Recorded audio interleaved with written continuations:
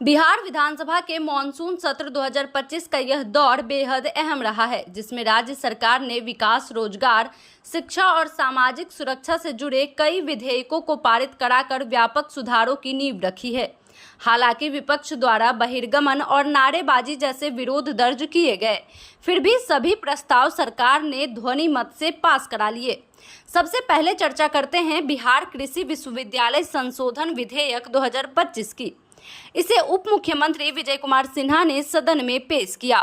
इसका उद्देश्य यह है कि भागलपुर के सबौर स्थित बिहार कृषि विश्वविद्यालय में अब संकाय सदस्यों की नियुक्ति बिहार लोक सेवा आयोग यानी बीपीएससी के माध्यम से हो।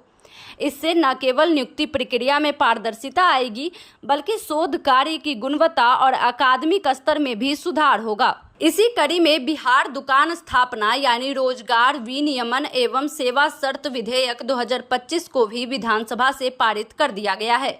श्रम संसाधन मंत्री संतोष कुमार सिंह द्वारा प्रस्तुत इस विधेयक के माध्यम से दुकानों और वाणिज्यिक प्रतिष्ठानों में कार्यरत कर्मचारियों को कानूनी रूप से हक मिलेगा कि वे सप्ताह में एक दिन सवेतन अवकाश लें और साल में 7 दिन तक बीमारी में भी सवेतन छुट्टी ले सके, यानी छुट्टी मिलने के बाद भी 1 दिन का वेतन मिलेगा। साथ ही कार्य घंटों को सप्ताह में अधिकतम 48 घंटे तक सीमित किया गया है, जिससे श्रमिकों का मानसिक और शारीरिक स्वास्थ्य भी सुरक्षित रह सके। युवाओं को आत्मनिर्भर और रोजगार उन्मुख बनाने के लिए सरकार ने जननायक कर्पूरी ठाकुर कौशल विश्वविद्यालय विधेयक को पारित किया है।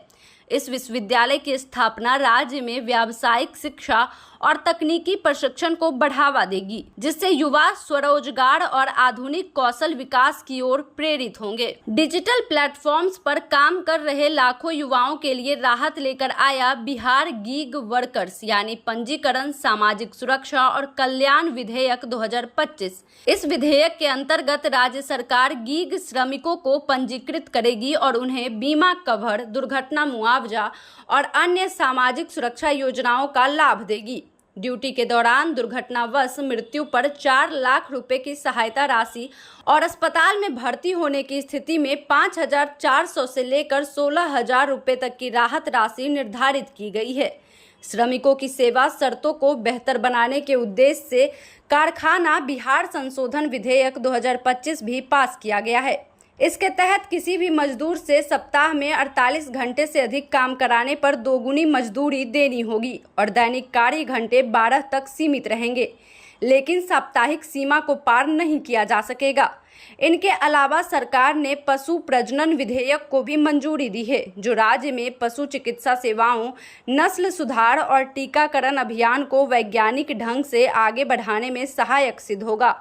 विपक्ष ने भले ही मतदाता सूची पुनरीक्षण के मुद्दे पर नेता प्रतिपक्ष तेजस्वी यादव और मुख्यमंत्री नीतीश कुमार के बीच बहस के बाद सदन से वॉकआउट किया, पर सरकार ने स्पष्ट संकेत दे दिया है कि उसकी प्राथमिकता युवाओं, श्रमिकों, किसानों और छोटे व्यापारियों को सशक्त बनाना है।